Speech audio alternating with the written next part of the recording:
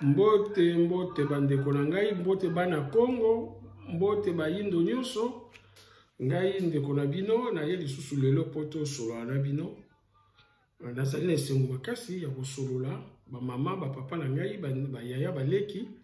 Vraiment bo yamba émission oyo yozana nango ya mukuse, bo partager yango to solola makambo na biso ya Congo, makambo ya mboka na biso, makambo ya bonzambe na biso, ya culture na biso.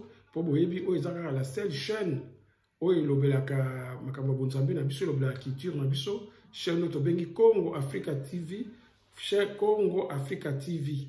Numéro na biso boyebi yango ezaka 07 52 17 52 0D, 07 52 17 52 0D. Soko bengi biso tosala kaka éveil, tozala ba église te, biso tosala l'église te, tozala kilongo pete, mais tosala ka éveil ya moyindo, ya bayindo, ya mwana ya Congo, parce que mwana ya Congo yo mutozali maître ya mukili. Oyo nzambe mukeli tata nzamba mputulendo, oyo atindaki po tozala totelemisa mukili na bonzambe, na bolamu, parce que bolamu yango telakisaka bonzambe. Yango biso toyaka po tolamusa bolamu wana ya mwana ya Congo. Oye bombani na kati na biso parce que tobota makana yango lelo tokolobela bolamu na biso ya bonzambe na biso, tokolobela mwana ya Congo pasi na yo pa euti, pasi na yo euti, pasi na yo euti wapi, yo moyindo pasi na yo euti wapi. Donc tokolobela yango, donc tokodeveloper yango ebake pasi na biso euti, tokobanda yango na ndenge ya spiritualité, pe tokokota susu na ndenge ya actualité ya politique. To la qui s'abendisse pas il passe ya mwana ya Congo et outil. Donc to kolobela yango lelo bo partager émission, bo s'abonner ba ndeko na ngai parce que bo tala ba chaîne mususu o ba osala ba makambu ya ba fitilité ba nini tout ndenge ba to s'abonner belé biso vraiment to pe sa boanya biso mutu to zo partager po ba ndeko pe mususu bazwa boanya po to longola batu na buzoba tala ba chaîne na biso ndenge zo traîner ti lelo. Donc toujours bundaka na biso moko aide moko ezakate kaka biso moko, mais bolandaka biso ya na senga na bilo bandeko na ngai bolandaka biso na ndambo, bolandaka biso bo saka effort wana, bo partager ba vidéo, bo porter soutien na bino pour to continuer ko sala, parce que makasi ya ko sala ba vidéo ya ko pesa makambo yo ezali kaka soki bino besoin encourager biso, parce que oyo ezali makamba mutuya yango eleki nyonso bokoki koyoka po yo zala, il faut makambo na lobaka fo ezala po yo zala malamu na mukili, il faut makambo na lobaka wa oyeba yango. Donc ça mutuya ya kosakana te bandeko na ngai mingi bo négligaka yango me yango teza bo moto na yo yango teza bo moto na yo bo moyi na yo ya bana na yo ya bakoko na yo makambo yo na yaka koloba awa donc so nalobaka yango parce que naza na bolingo ya bandeko na ngai nyonso bayindo nalingi ke moyindo biso tozala malamu po biso bakoko na biso bazalaka malamu avant 1491 1491 liwa ezalaka te na Congo na bayindo ezalaka te bakoko na biso bazalaki kokufa te lelo yo babengi kindoki ezalaki mayele kindoki oyo bino ozwaka ndenge ezalaki lelo ezalaki bongo te sorcellerie moto eza mabe bayela biso sorcellerie l'air baye bakotisi bakosi bakoko na biso bandi kobatize bango bakotisi sorcellerie na kati sorcellerie yango te memi bamagie banini tout bien botala vidéo nasalaki jour wana parler sur la magie spiritisme lelo yo nakolobela siko la religion et la doctrine nakolobela la religion et la doctrine parce que yango te eza base ya pasi ya mwana ya Congo vous comprendre pas, il n'y a pas seulement un Congo où tu as. Donc, vous l'avez dit, vous avez dit, on va faire un tour, bon, va tout parce que mission, ils ont enregistré. Les recours, vous partagez, vous s'abonner, vous partagez pour vous faire éveil à vous vous avez dit, vous avez dit, mais si vous avez fort na makambo oyo mboka et vous avez sauvé ndenge nini tozolo baka ke Congo ko kabwana te Congo ba ko zo biso yango te mais na spiritualité balobi peuple nyonso oyo ko bungisa bonzambe na ye oyo ko saboter bonzambe na ye peuple na zo risque perdre mabele na ye balobi bongo na bonzambe peuple nyonso oyo abungisi bonzambe na ye oyo négligé bonzambe na ye peuple wana zo risquer à perdre mabele na ye donc bandeko na ngai makambo nyonso tozo bundela awa na diaspora makambo nyonso tozo bundela na mboka na biso base dango ezali oyo spiritualité c'est la spiritualité qui commande tout spiritualité le matériel et le physique ce sont des forces qui disparaissent devant le spirituel, devant la force spirituelle. La force physique et la force matérielle, ce sont des forces qui disparaissent devant la force spirituelle. Donc, devant la spiritualité, matériel et physique existera la société. La force physique et matérielle existera. Parce que c'est la spiritualité, il y a un dirigeant à Nyoso, il y a une influence à Nyoso. Donc voilà, bandeko na ngai, to yaka wa po comprendre. Donc bolanda, on a koloba lelo, na pesi bino mbote bo partager vidéo, le bandeko nyonso, bakota na chaîne ba s'abonner. Ceux qui ont no s'abonner te s'abonner. Lelo tindel pe mutu yebise a s'abonner. Po biso le tozo mona, bato ba s'abonner, vraiment espèce à makasi. Parce que nakama mvuluski mbangu oya yaki na oya yaki kokundola yango eza na kati na yo mvuluski mbangu makamo nyonso abimisa ke eza na kati na yo mais yo moko mwana ya Kongo yebaka na yo te omikomisa na banzambe mosusu babonzambe oya lokuta o bakosa yo o babengi ba Elohim o ba kita babwaka bango o bazaka na influence pai na yo o yo sala kolofuka melaka mikolo nyonso banzambe wana bangonde basala kapoyo za malamu te banzambe lande babebisa yo boyebi bango bazeis ba Allah ba Yahweh ba Yesu bango nyonso wana bango basala kapoyo za malamu te baza banzambe ya mabepo na yo nazo bango nazo bandela yango bandeko na ngai nazo fongola bino makongo minene banzambe wana bangonde babwaka bango bangonde babwaka bango o basalaka pasi na yo o basalaka osala okelo fukamaka mikolo nyonso butu moi ntongo mpo okona baeglise bango nde balukaka lokumu balukaka succès balukaka basacrifice. Le Dieu de la Bible oyo asengaka sacrifice nzambe akela yo nanga ye moto akeli yo ndenge asenga su sacrifice na yo ye moto akeli mwana akeli mutu asenga su sacrifice pour la nini boyebi bino moko na Bible na bino Japhet mwana na ye apesa ye sacrifice bomona na Bible ke bana nyonso mibali bakobota bapesa ngo sacrifice boyebi yango. Or que mutu azulu bala bino bon bolobi ye muta sala mukili ye muta kela bino boso ya kela bon asenga so sacrifice pourquoi bomoni do banzambe wana baza banzambe ya malamu te pona yo moyindo pona yo mwana ya Congo il faut vous comprendre loko wana secret wana ya mutu zo ko isa biso secret ya mutu zo boma biso ba Allah ba Yahweh ba Yesu ba nzambe wana baza pona yo te baza ya mabe pona yo.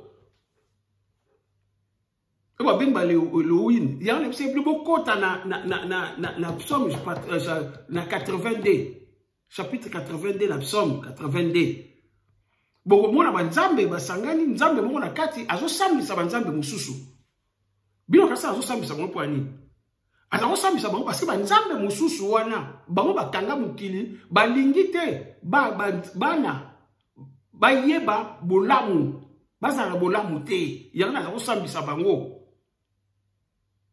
Donc voilà ma bande konangai. Donc botika makambo oyo bozo la kisabino ya lokuta o ba otinda bino lo sambe ya banzambe mususu boza la banzambe mususu botika yango bo excusez nga 1 minute na zuzonga.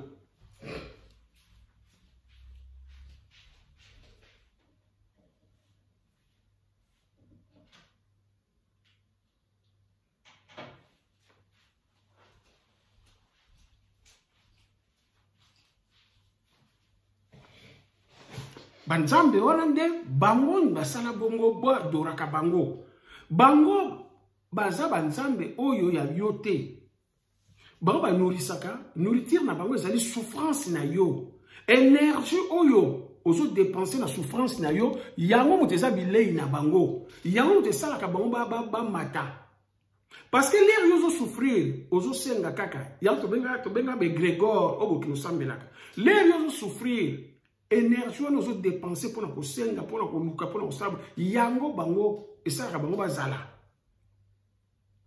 bande konangai papo bomonaka wana papo bomonaka na Vatican pour ba assurer survie na bango sur le plan spirituel spiritisme parce que on va battre spiritisme ange eza aya au diriger milimo mabe bango bazakuna. Si vous pouvez simba mukili, bakanga mukili, parce que vous voyez que la planète Terre est capturée par le diable, par Satan. Si vous pouvez diriger mukili, dominer mukili, dominer kana, papa a besoin de 40 000 têtes. 40 000 têtes, c'est 40 000 personnes, sacrifice à 40 000 personnes dans chaque année. Dans chaque année, on a besoin de 40 000 personnes ou plus. Il faut pas koufa. Donc bato ebele bomona bakufaka na accident oh banini bakendaka kuna bana bino touche même à Rome c'est ça touche même à Rome parce que ba pasteur na bino ba prophète na bino ba bishop na bino ba oh biso to sambela nzambe usu nzambe nini po bango ba yela Jésus bango ba na Bible ba prière bo recitaka banini tout bango ba yela bino ngo nzambe osambela bango ba yela bino ngo. Donc, la technique, va monter sur esprit diabolique, ou ekonzaka bino nyonso.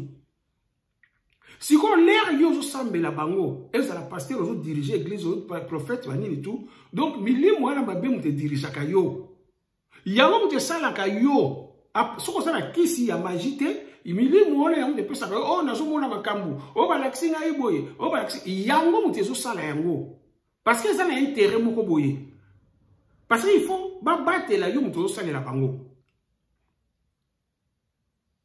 L'air zo sambela bango milimo wana ko manifester pa ina yo parce que yo muto zuluka bango zo benga bango yo ko kalisa ke mulimo ya nzambe eza wa nzambe te donc ba pasteur na biso de bomona ka bango ba prophète ba nini leba kana na église na bango soki azana kisite po ba biso azana kisite ba magie na ngo sa ina bango mais on azana ba kisite ya zo ka sa na kisite donc o asa ila kaza nzambe eza nzambe te eza milimo wana ya mabe siko milimo wana ya mabe wana ezwaka ba sacrifice bato nokufa na église bato nokufa ba nini na ba famille ba nini tout ezozwa kaka parce que mutu azoya kuna mundimi akoti oya ye kuna azosambela pe azofongola ba porte ya famille na ye azofongola ba porte ya foyer na ye c'est pareil donc bango bazokota bazozwa bilo boyeba na bino te mama ndeko nani azokufa na ba famille ba nini bozoye batango bomo liwa etoni na mboka na Congo.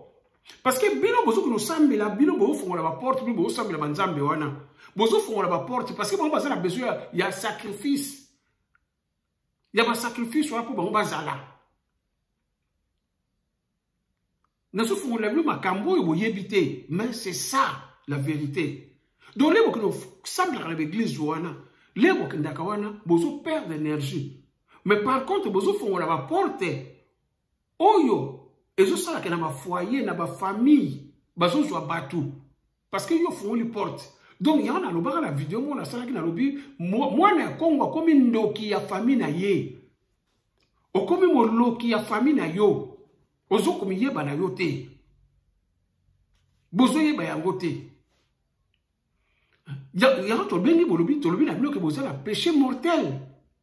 Parce que l'air yo sala bongo, bato zo kufa. Mais pas toi, par rapport à yo. Et ça, ndenge mona moto akoluka kisi pa nganga. Nganga yebisi ke na kisi na kopeso ya mbongo. Mais après ça, il y a des conditions, il faut remplir. Si on nganga osa ni milimo na mabe oyo ya pa nganga e bani ko lia bana na yo, bani ko lia na famille na yo et au fond les portes bani ko ndenge moko eza automatique. L'air yo semble na l'église wana obokendaka wana nazo répéter ngo lisusu milimo wana yango te ko agir sikoyo kuna lokola ba sacrifice yo zaleti ba yo ba bomona nuté yo ba kozo na nuté parce que yo za client na bango za représentant mais ba kozo on yo so la simano parce que yo se font les portes ya ko moni tozo pekisa l'église wana faut kangama l'église nyoso ba paya il faut kangama po bilo liwa ici là na Congo pour passer ici là na Congo il faut l'église wana nyoso kangama oya ba paya eza ya bisote eza ya mabe banzambo boko sambela ndena lobi asa banzambe ya malamu te pona bino pona biso. Donc il faut bandeko bo comprendre likabo eza secret ya munene oyo bozoye bate oyo zo bebisa bino oyo bozo mona chaque jour liwe tondi na mboka secret na ngo eza wana place wana il faut comprendre ngo bandeko na ngai to yaka pona ko sakana te makambo to zolo beza makambo eza simple te pona ko loba yango etinda bitumba sur le plan spirituel. Makambo na woloba na bino. Ovandi boye muta koti atia loboko ne 5 mètres po kanga yo. O na so ba bino za ba vérité o na vivaka o ya ngai.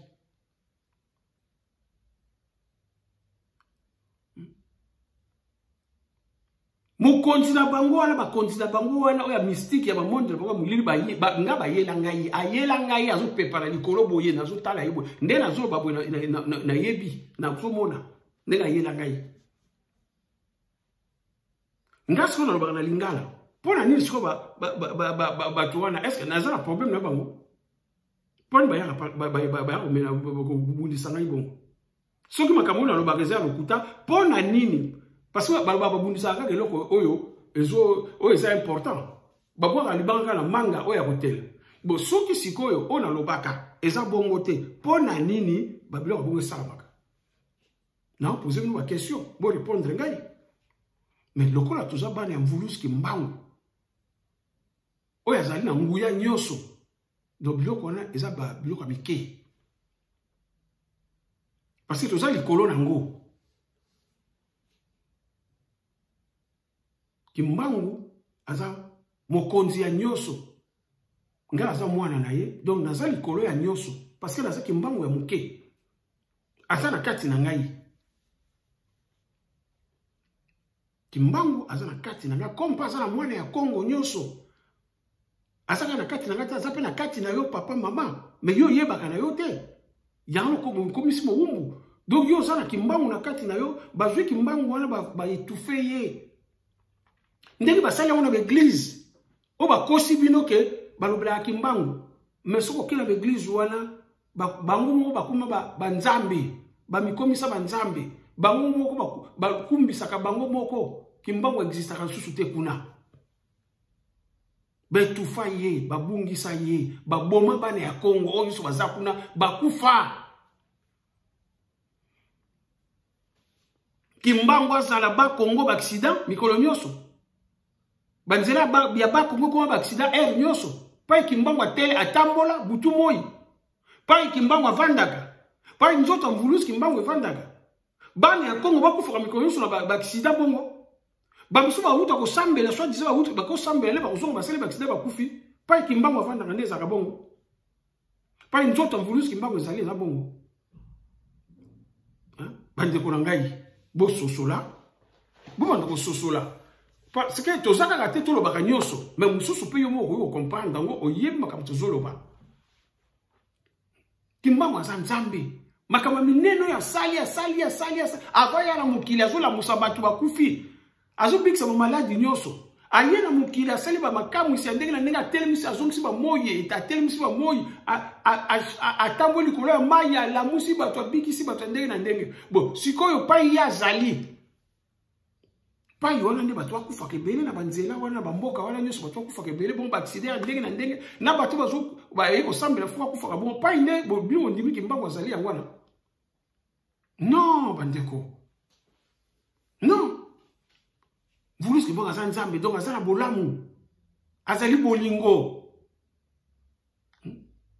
soki abundela kimboka lelo to kumbisa kimbangu pas akina bolingo pas za bolingo le ezali au-delà botala bik akenda ko bimisa mwana ya roi ya Belge na prison ya se ya mai pa na l'Allemagne pas ni pas akina bolingo wana manifestation ya bolingo wana yango nde pouvoir ya munene sikoya tika yo mwana ya Congo kufaka kaka bongo omona kaka pasi bongo non soko zo mona pasi bongo parce que yo lingi ete parce que bolingi ba kokote parce que bobungi nzela bozasu na nzela wana te bonzabe za ba principe il faut qu'on respecter ndako tata yo tiki okufa na ndako mususu boni tata no siko sekuru yo ndenge nini non et c'est tout ça en France makamozole kana na Suède kuna so ba toazo bunda so muta kufi so muta sera accident to yebi ngote le ba tsango na internet pas besoin de zani awa gouvernement suédois muta ko sala makasi na makambo ezole ka kuna oya France gouvernement français muta ko sala makasi oya ezole kawa pays na pays za ba principe nango ba loi nango ndenge za na bonzambe biloko wa nso uti na bonzambe ekita sikoyo na bonzambe za parfait na ordre yango te kita et comment la mukile comment imparfait parce que muto abakisa makambo na pe alongola makambo susu donc nzambe mo asali ordre na discipline wana ye moko za ordre ya liboso ye moko za discipliné ya liboso donc l'air yo lingi ete ya okota na makasi pa na yoti jamais et là principe moko de base ya bonzambe ya wana même satana l'air ko luka yeta o ya pa na yote ako ya ko luka yote satana ya ko luka ka batu bolanda malamu satana ya ko luka yo ayaka pa ya batu parce que batu bakota kana territoire na ye territoire sa teresa nini eza mabe oyo zo sala jalousie kotonga batu koyiba kofinga kindumba lokuta le yo kotona wona za domaine na ye donc okoluka ye le okoluka ye ako manifester siko parce que yo biko oza client na ye mais sinon tu soko luka ye ta oya pa na yote Il n'a rien à voir avec toi. Parce que c'est un principe, il y a spiritualité. Alors, vous comprenez? Pour avoir la force, tu pas une force sur les athées. Parce que nous avons dit que nous avons donc après ça qui yo force. Oh, yo po, ayebaki makambo nyonso exister. Pose à la maître, il y a makambo nyonso. Donc voilà bandeko na ngai. Donc le autre lobela tout le la religion et la doctrine. Boyo kana ndeni balobi awa. Balobi awa, la religion c'est la confiance que le Père créateur de l'univers avait mis ou avait donné à chaque personne, nous avertissant avant de commettre un acte, si cet acte est bon ou mauvais. Balobi boye. La religion, c'est la confiance que le Père créateur de l'univers avait mis ou avait donné à chaque personne, nous avertissant avant de commettre un acte, si cet acte est bon ou mauvais. Sur ce, la religion est universelle. La religion est universelle. Donc, la religion est universelle que ce qui est religion est universelle parce que outil na conscience ya mutu. Awa tu utiliser le mot religion mais biso to lo ba bonzambe. Donc le bonzambe c'est la confiance que le Père créateur de l'univers avait mis ou avait donné à chaque personne, nous avertissant avant de commettre un acte si cet acte est bon ou mauvais. Sur ce, la religion est universelle. Donc là, ça veut dire que tu es bonzambe. Comment on a pour la biso ya wana. Mais tu es religion pour toi comprendre tout ça la différence wana. Parce que la religion est universelle. Oui, religion est universelle, mais religion est mutualité. Oui, après si comme religion te. Religion est universelle et zali obota makanango. L'air yo botami. Outi na mokila molimo yo koti na libuma mama. Obotami ozana religion na kati na yo. Oyo balobi ke la religion, c'est la confiance que le Père créateur de l'univers avait mis ou avait donné à chaque personne, nous avertissant, avant de commettre un acte, si cet acte est bon ou mauvais. Donc, yango mutelobelaka yo. Conscience wana. Yango mutelobelaka yo, so ngo sala likambo, so keza ya malamu ou bien ya mabe. Voilà. Sur ce, to ko lobake, religion est universelle. Parce que et outil sur le plan de l'univers, sur le plan du Père créateur. Mais les religions, oh, bah, t'as libinoté. Oh, bah, kosi libinoté. Boyoka. Car chaque personne est née avec la religion. Donc, car chaque personne est née avec les bonzambé. Dans cette religion, pour la compréhension, à bateau. Donc, car chaque personne est née avec la religion ou bonzambé pour l'abisso. Car elle vient de la conscience. Car elle vient de la conscience. Qui vient de la conscience? C'est la religion. Car elle vient de la conscience. Alors, celle-ci varie d'un peuple à un autre selon les lois et les principes que le créateur de l'univers avait donnés à chaque peuple. Vous voyez bien? Car elle vient de la conscience. Alors celle-ci varie. Elle vient de la conscience. Celle-ci varie. Donc, elle est différente d'un peuple à un autre. On a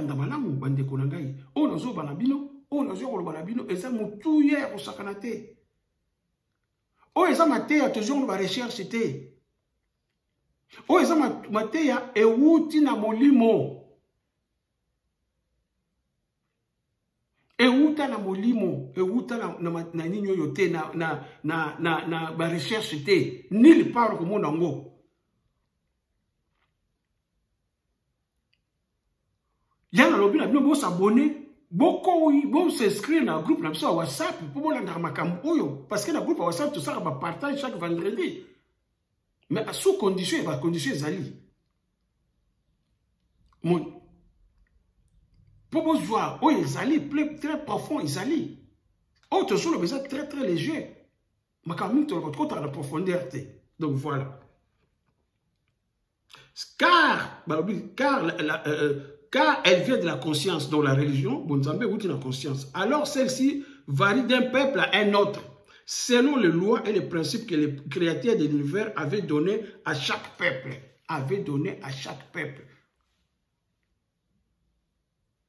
Papa Nangai, pas épisode de la classe Wana, azaki un grand des grands. Papa Wassa. Biso azaki parmi les élèves les plus brillants. Pas inaïe. Donc, biso sur le bac, tu as le bac plus 25. Peut-être qu'on a 5 ou bien 10, mais biso ça plus 25. Exactement que nous bien voté pour l'équipe. Non, mais l'enseignement. Pour exemple, l'enseignement, il y a la recherche, il y a molimo. La loi et les principes du créateur de l'univers avaient donné à chaque peuple. Loi qu'il confia le monde entier aux anges, qu'il confia le monde entier aux anges. Donc, nous avons dit à ça qui est principe, na loi na ye. Après ça, yango sikoyo, principe na loi na. Après ça, on a ange to bengi mbasi. Ba gera kanyoso. Sikoyo moyindo erreur za wana pour nini ko bobungelo za place wana parce que mbasi wana ba ange. Nzambe ne bandeli ya mukili.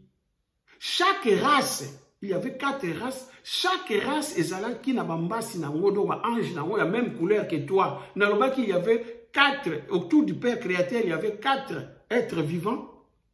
8 vieillards et des milliards d'anges qui représentaient les 4 races, des milliards d'anges qui représentaient les 4 races. Mais l'air nous a passé au tinda sko batuna batu abandana est pas na biso après ça ba koko na biso 100 milliards d'anges ya couleur na biso. L'air après si ba asiatique après si ba 100 milliards d'anges ya bango. Après si ba occidentaux après si ba 100 milliards d'anges ya couleur na bango, puis ba rabi 100 milliards d'anges ya couleur na bango. Bon le passant lokuta mais tala ba nzete. To benga na nyoso nzete. Mais est-ce que ça ndenge moko? Na tout na rabi non. Pas une diversité dans l'environnement. Est-ce que la nature vous enseigne même pas? Mais autant dans la Bible, la Bible, combien de mots? Non, le kuta. Est-ce que la nature vous enseigne même pas? Pas une diversité dans la nature, dans l'environnement. Mais est-ce que vous avez raison bien à tort? Aux intellectuels, aux pasteurs, aux prophètes, mais réfléchir, dans l'environnement, dans la nature.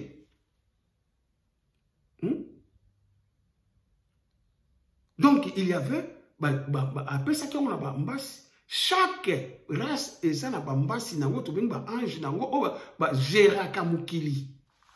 On nzamba après ça, à ce principe, na ba loi, bango ba gera kayango.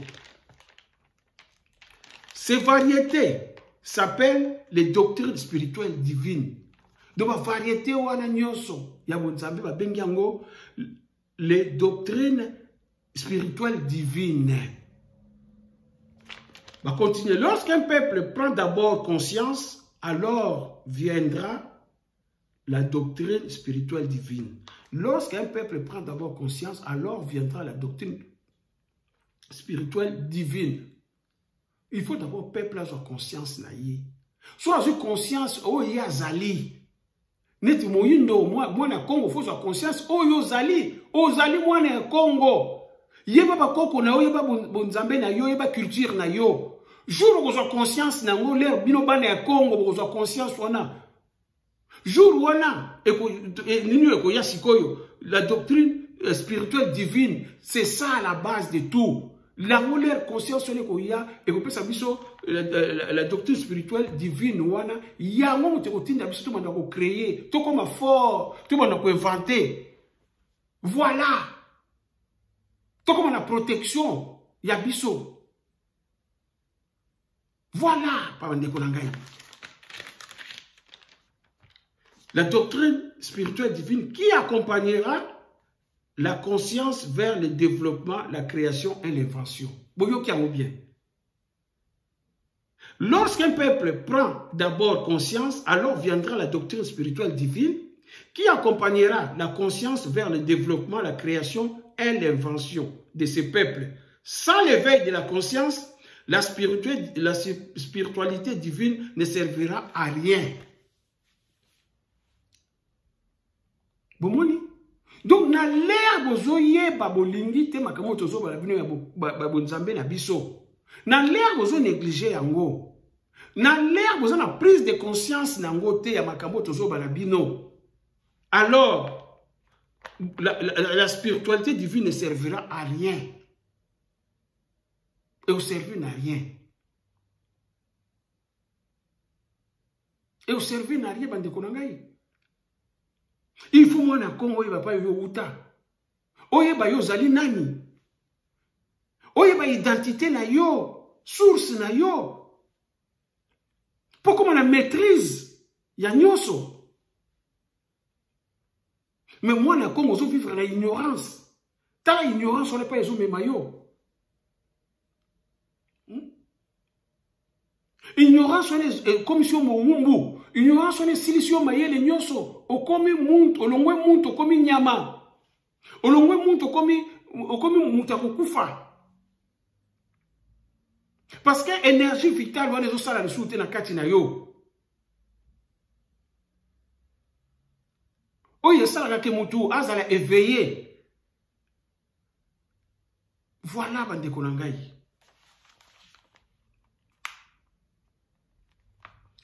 Avant de faire le tour de la doctrine, nous devons d'abord connaître qu'est-ce qu'est la doctrine spirituelle. Avant de faire le tour des doctrines, nous devons d'abord connaître qu'est-ce qu'est la doctrine spirituelle. Nous constatons qu'il y a plusieurs dans le monde, donc plusieurs doctrines spirituelles dans le monde entier. Plusieurs en étant le peuple. Donc plusieurs. Tant de peuples, tant de doctrines. Tant de peuples, tant de doctrines. Donc, il y a une diversité. Oh, il y a une Nzambe, Nabanini, et ça, Nzambe, Mutasala Yango. Tant de peuples, tant de doctrines. À part la religion qui est venue du Créateur par l'esprit et dans l'esprit de chaque personne. À part la religion de Bonzambe qui est venue du Créateur par l'esprit et dans l'esprit de chaque personne. Eutaka balobi eutaka pa ya Nzambe ye moko makambo muto lo balabino yango yo. Euta pa ya Nzambe ye moko. Religieux ça ndeko no tanga kana nini yo te. Théologie te. Donc le vendre la Coranté. Religieux eza eloko euta pa ya Nzambe ye moko atia na kati na yo. La religion qui est venue du Créateur par l'esprit et dans l'esprit de chaque personne. Habité par quelqu'un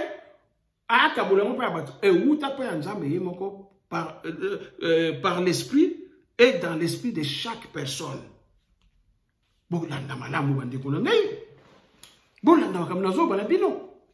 Est-ce que vous comprenez? Na lingi boko melanga mituna mutu azo comprendre taza la prophète taza la pasteur tout na pasteur na bino loba papa lema yo kama papa lema zoloba botu na pasteur na bino botu na prophète na bino ba prophétesse ba bishop na bino botu na bango ba ko pesa ngai réponse ba monique o eza lokuta o na zoloba awa ba ko pesa na ba argument o ba monique o eza lokuta ba ko yate parce que baza ba gérer ya ba boutique de supermarché na ba hypermarché. Voilà.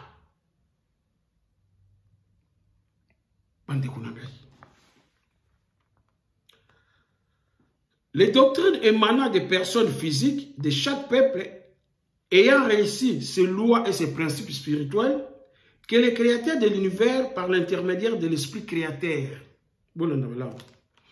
À dire doctrine, beaucoup de gens, surtout la population noire d'Afrique, pensent que une doctrine est supérieure à une autre. Voilà. Beaucoup de populations noires d'Afrique pensent que une doctrine est supérieure à une autre.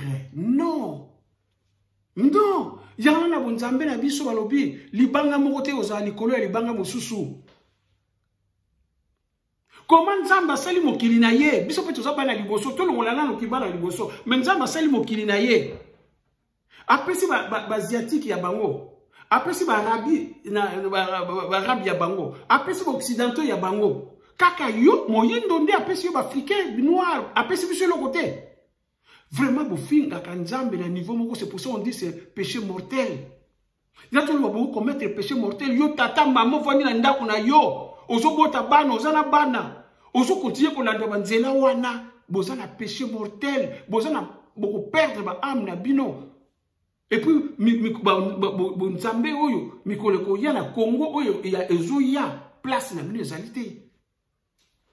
Place na bino ezalité, maman papa. Ce n'est pas moi qui le dis, parce que vous avez la perte, il y a bonzambe la bino, il y a bomoto la bino, vous avez battuté. Vous êtes des morts vivants. Parce que les roseaux comme Kamboyo, ndenge nino ko kende sous la église wana kendaka. Ndenge nino ko lolanda ba pasteur ba prophète wana. Alors vous avez tout. Parce que muto akanisaka. Ah, vous avez bien clair. Ah, vous avez dit que vous avez dit que vous avez dit toujours en français parce que ce qui est en français.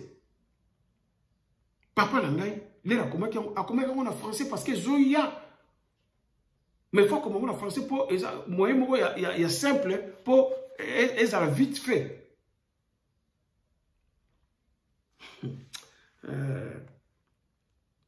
À dire les doctrines, beaucoup de gens, surtout la population noire d'Afrique, pensent qu'une doctrine est supérieure à une autre. Non.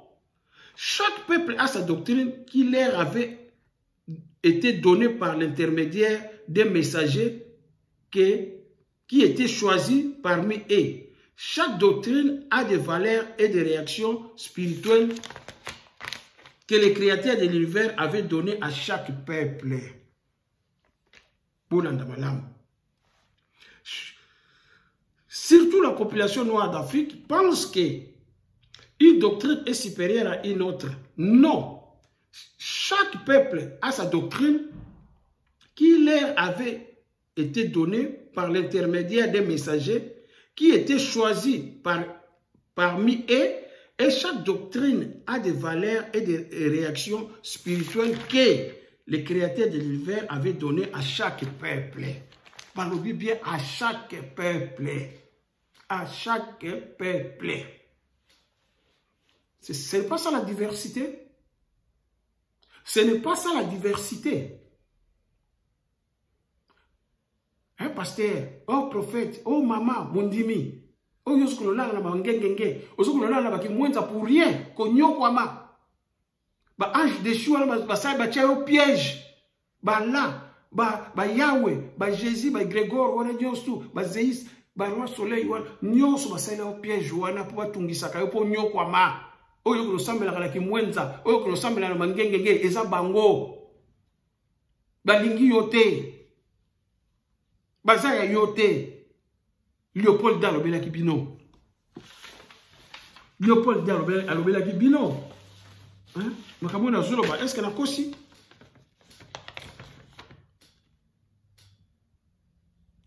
Le but de votre mission n'est point d'apprendre aux Noirs à connaître Dieu. Ils les connaissent déjà dans leurs ancêtres, depuis leurs ancêtres. Le but de votre mission est point d'apprendre aux Noirs de connaître Dieu. Ils les connaissent déjà depuis leurs ancêtres. Léopold Da bien. Ils les connaissent déjà depuis leurs ancêtres. Donc, yebi nzambe depuis bon siko oyo l'air to yeba nzambe na biso pour ba kokolo so bengaki Yahweh te, pour ba bengaki Allah te, pour ba bengaki Jésus te, pour ba bengaki Abraham na Moïse te. Ba bengaki nzamba mpumutulendo, ba bengaki nzakomba, ba bengaki maweja nangina, vidi mukulu, Mungu wa baba, onya shongo. Bandeko, est-ce que vous réfléchissez makambo to lobaka l'air na zolo baboye? Est-ce que boyoka kayango? Est-ce que matoyi na bino fongwama? Misu na bino yokaka fongwama? Est-ce que boyoka kabe oza ya kokufa? Bo confirmer bo ebisanga bo tala ba commentaire que toza na biso ya kokufa. Wana oza bien et opesanga kimia. Parce que c'est normal dit. depuis leurs ancêtres. Ils parlent et se soumettent en Nzamba Mpungutulendo. Et que suis-je encore? Ils savent que tuer, voler, coucher avec la femme d'autrui, calomnier, insulter sont des mauvais actes, ayons le courage de l'avouer. Donc, il y a un dimi à Walobi, kuna kutule, bozo ke ngona boye bake, bo la ksabo nzambe te parce que ba yebi yango, ba yeba principe ba nzambe ba loi ya nzambe, banda ba koko na bango. Vous venez non pas pour leur apprendre ce qu'ils savent. Déjà, votre rôle est d'enseigner, de faciliter les tâches aux administratifs, aux industriels. C'est donc dire que vous interprétez l'évangile de la façon qui sert mieux nos intérêts dans cette partie du monde. Pour ce faire, veuillez désintéresser nos sauvages noirs des richesses dont ils regorgent leur sol, sous-sol, pour éviter qu'ils intéressent, qu'ils rêvent d'un jour à nous déloger de cette partie avant qu'ils s'enrichissent et qu'ils nous fassent une guerre meurtrière.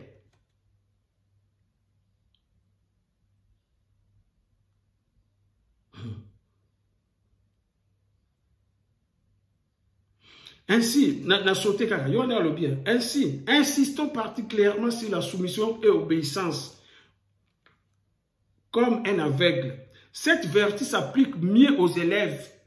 À croire, il faut le faire à croire et pas à le faire raisonner. Ce sont là, chers prêtres, pasteurs et compatriotes, quelques-uns des principes que vous allez appliquer sans faillite. Alobi, bola kisa bango, ba croire, mais ba raisonner te. Yango ba yeba yebisubino, la foi peut déplacer les montagnes. Balobi na bino bongo, yosko vani na ndako kelo mangengenge. Na kubala mubali, ifona bala, ifona no sambela, pasteur pa akoyi so ba mindelo ndombe ba pasteur na bino yebisi oke, po bala foko no sambela, po bota foko no sambela, fo voyager foko no sambela, ba yebisubino bongo. Mais Nzambe aza naturel, asali biloko nyonso, mwasi, mwana mwasi fa koma mama, donc fa bala, akoma mama, mwana mubali akoma tata. Et ça va principe Nzambe, bilo bozu bomi yango. Mutu asala mukili na ye, atia biloko ne bozu bomi yango, bozu ki ne bofuka mela boko senga ngo pa pasteur bazala ba magie. Boko no senga ba pasteur ba osala ba Grégor. Oh, bah, on la milimo mabe, bah, on la Elohim, les anges déchis. Bilo le Seigneur pas ina bango. C'est pour ça que vous avez banaté, c'est pour ça que vous avez problème d'accouchement. Non, bah nous botate jeune fille qu'on a pour accouchement, au que bota au mina ba césarienne baramoko ko so opération pour bota moi no liboso ko na césarienne parce que bozana nzela malamu te. Nzamba c'est no se fait la naturel, il se fait la naturel, vous avez conscience ya bonzambe na yo. Ya itamboli na yo, bolingo mibeko misala, o biloko wane koyela yo te. Bobungi nzela ya mo biloko wane zo ya. Bandeko na ngai. Pona nino kene ki mwenza ko lolala kakuna, pona nino kene na mangenge ko lolala kakuna, po obota, po bala, po voyager. Même si no ya po ba yipsaka bino la foi peut déplacer les montagnes, mais c'est faux. La foi avec déplacer la montagne doit être ensemble. Il faut foi et zalana. Il faut aussi la connaissance et le savoir. Si vous avez la connaissance et le savoir, vous avez la foi ou anande, tu peux faire quelque chose. Mais vous avez la foi, vous avez la connaissance, vous avez le savoir. Yebi sangayi, maman nangayi, o yebi kolamba pondu te. Oute ko somba pondu na wenze, otiango na ndaku, oyebi ko lamba yango te, mais yo sambela kana fois vanda wana journée mba sambela ka, pondu wana emi lambela, po yo lia, po yo zana foi. Mais quand on sort d'expérience wana, po bino temo ko zana bino ba komisa bino ba bolole, ba bebi sa bino mitu, ba ndeng ba lobi, bo apprendre bango, ba croire, ba raisonner kate, na pesi bino leçon wana. Maman, yo dans l'église, la foi peut déplacer les montagnes. Zwa pondu wana, tchawana, sambela ka journée mba pondu wana, ebe la poyolia. Souke salami, le bac papa le makosio. Foi, c'est la connaissance et le savoir yango nde mutu associé na foi yango nde mutu kosala quelque chose parce que connaissance na savoir ekotinda oyeba ndenge balambaka pondu oyebi yango oko appliquer méthode pour la kolamba ngo omoni olie. Voilà différence yango. Voilà différence. Bande konangai. Donc na Congo na biso so to zongi siko na bakamba Congo po to sisa po na suksa toujours na ba question actualité so to zongi siko na kati makamba Congo bo mona ke Congo ce n'est pas la faute ya batu nyonso to zo incriminé. Nzambe atindaka mwana na ye te oyo aza na bolamu na ye akende koboma mutu ya mabe. Non, yalo bomoni Mvuluzi Kimbangu alobi boye aza non violence na violence te le côté et puis alobi ko na violence te ko sala boye te aloba ka na sens wana parce que bato ba ko appliquer violence pour aboma ba misusu baza bato baza na mulongo moko na bato wana bango na bango ba ko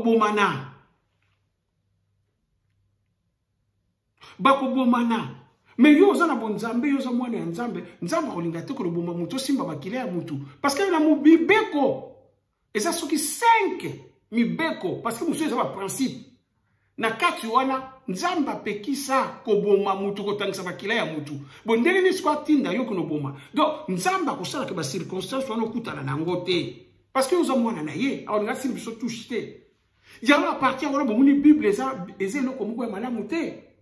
Bible eza tombeau. Le tombeau est construit pour accueillir les momies. Mais le vrai tombeau, c'est la Bible. Le tombeau est construit pour accueillir les momies. Mais le vrai tombeau, c'est la Bible. Parce que Nzambe na mibeko na ya lobi ko tangisa makila ya mutu te. Mais la Bible ba aussi na ba sacrifice. Do yani ya makila te. Jafet a pensé que moi na ye. Ba senga bana liboso, o ba obotama. Il y a qui makila te. Beaucoup pesa ba nyama, o ba pesa nyama. Mais nyama, nzambe lera sel mo client sel ba nyama, o senga su nyama po yani. So nzamba liaka, pa ya zali so alobi alia nyama o lia ite. Oh, ye mo asali bango. Sika senga mo pa na yo. Botani ba kosa bino. Bakosa bino makasi bande konangai bo banda ko raisonner ba mama ba tata tozo yawa po to lo bala bino pa ibozo kende makambo zo sala eza ya solo te eza lokuta yango zo mema ba trouble yango zo bebisa yango zo boma yo mama yo papa okoma ndoki ya foyer na yo okoma ndoki ya famille na yo lero zo kende la banda kwa nzambe wana lero ko yembe la banda kwa nzambe wana lero tozo kende ba cimetière kotika bandeko ba mama ba tata la ba cimetière bozo yemba banzembo wana ala ya yawe ya nini bozo teka milimo ya bandeko na biso lero ocha ba croix bozo teka ba milimo na bozo kanga ba ba prison retour un pays interdit au pays Diego Kao lera koti na manzako eloko bozo chaka ezaka croix signe ya malédiction. Le croix de Satan. Mon implanta que l'on a wana. Tozwa mayele, bozala éveillé. Makambo tozulo ba fwe la musabino bande konangai. Il faut la musabino. Hein? Il faut la musabino. Yoka Frédéric Sans nenga lobby secrétaire général à Jean-Paul D. Pour la Silisa, au nom des dieux italiens, chers frères italiens, je vous adresse un message très important, non un message politique, mais spirituel de la souveraineté, qui est négligé par les Noirs. Jusqu'alors, les Noirs ne connaissent pas encore leur sauveur. C'est ainsi qu'il y a des morts, des guerres, des maladies chez eux. S'il y a des morts, les maladies, des guerres chez nous, pas la bisso. Parce que toyebi nzambe na bisoté parce que tozola na nzamba papaya oyo secrétaire général à Jean-Paul D Frédéric Sans après ça discours na ba noir après ça discours na Vatican le 22 de 1999 siko yepe lisusu aza contre bino ba mama na papa na ngai aza contre bino ba congolais aza contre bino ba africain passe Donc, oyo nyonso bozo sala, bo s'attendre le côté pour la mboka na biso. Bo s'attendre le côté. Mboka ande ko bonga parce que nzamba so mokano na ye. Et ça zo mokano na ye, ya ngone ko bonga mais mokano na ça ba conséquences beaucoup graves. Ba conséquences ko zali ya grave. Et si bandi ko ya. Même en Europe, bango comme tourne, bango ba rendre ba compte ya makambo bango ba sala. Yala bozo mo makambo belo zo tourner ndenge bango zo lingela lesu te botala Macron. Botala ba élection bango ndenge zo leka. Botala ba guerre na Ukraine, ce n'est pas de hasard. Botala biloko ndenge zo matala bamboko eza hasard te. Bozo est-ce bozo mo ba manifestation peuple français zo sala mal ba na Europe. Malgré biloko zo matabongo parce que et là, on se beba sur le plan spirituel, matériel, influençant, on a force à rebondir. Parce que c'est le spirituel qui décide tout. Donc, le peuple, il y a un situ kakaka, ndenge, bamboka na biso, komaka na pasi, et komaka ya nzala, et komaka ya ni, ndenge awa peto zo kende. Ezo kende bongo, et c'est l'Obama pe koko kisama, kimbangu mvuluzi, nzambe, ya mukili mubimba aloba nyoso aloba na ye nyoso soko yo kakate to yebisi yo suto rappeler yo mvuluzi kimbangu le roi des rois le king aloba nyoso oyo bozo mona ezo kende boye ba peser les salama ezo kokisama soko lingi ko yo kate lalaka pongi mais oyo ba yebisa no pongi ba bébé wala kuto lalaka te mais oyo ils ont un combo de Yokolala. Ils ont un combo comme soupa Yokoken. Voilà. Donc, tout le monde de la mboka n'a pas valeur. Tout le monde de la mboka n'a pas valeur. Bon, tant que vous avez floué, vous avez mino, il y a papa Lumumba. Après, c'est mino, voilà. Mais depuis combien de temps? Vous gardez en haut. Pourquoi vous gardez en haut? Vous avez bango. Bikeko, bastati na biso. Bakumi kozonga sa ndambu ndambu. Oh, nous soyons en Afrique et en Égypte. Mais bikeko no bi bango ba julio combien de milliards. En plus, ba responsable ya mboka na biso bolo bake to bosana makambo wana. Comment on peut oublier l'histoire? Comment on peut oublier le passé? C'est le passé qui nous guide pour l'avenir, pour notre avenir. Pour l'histoire, l'histoire est anime. Est-ce que bandeko na biso ba mikonzi na biso ba gouverneur na biso, est-ce que ba tanga ba classe? So ba tanga ba classe, est-ce que ba zabatu? Comment vous sa peuple ba posa na passé? Or que passé mu te guidaka mutu pour l'avenir na ye.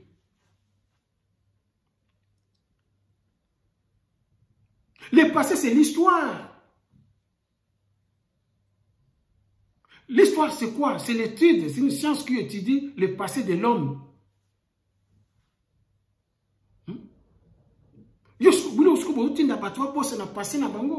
Pour yo, l'intérêt personnel na yo. Ou bien bino. Allez, bino batwa, bo bet la maboko. Mais, Bandekonanga, vous allez le payer cher. Bino bozona na banzela wana ba fanatisme qui fanatisme wana vous allez le payer trop cher. Na yebi kutute na niveau nini mais ekozala mabe mingi. Bino nyoso bozo kumbisa banzela ya mabe o ezo tangisa makile ya bana ya Congo. Bino nyoso bozo lia na intérêt ya makile ya bana ya Congo. Ba diaspora na bamboka na biso. Bino nyoso wana o liembongo so balupango so bandaku bandeko na ngai na yebite bukufuta ngo cher. C'est le sang ya ba koko ya ba mama ya ba tata ya ba leki ya bana ezolela pa ya nzambe pa ya tata pungutulendo ezolela pa ya ba koko. Bakoko bamona pasi bakata bango maboko makolo. Bakunda bango vivant. pour la mabele wana. Yo zo mbongo, ozo lia. Pour na 10 000, pour na 20 000, pour na 50 000, même pour na 100 000. Pour mon na omutu. Bande konanga même au bombani. Même au bombani na sa mai. Au futa yango. Même au bombani na sa mai au futa yango.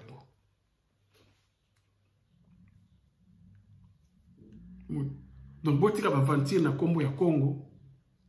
Botika ko swana, botika ko bunda, toza na besoin na ngote. Biso toza na besoin, bato bazwa conscience ya mboka wana. Toza na besoin ya wana. Bandeko, bobongama makambo ekomi pembeni. Bobongama makambo ekomi pembeni. Eza su musika te. Esi toloba. Toujours ko sala éveil yoyo. Pour nzamba puntule na za bolingo akusa so makasi to ya kolobaka do bobongama nzamba za bolingo benga ya 4 kolakisa yo olongwa na péché mortel osala repentance nzambe na biso koyamba yo bakoko na biso koyamba mpo kobatela yo longwa na place yo mikotisa place yo zali wana eza mabe pona yo oza ya kokufa les morts vivants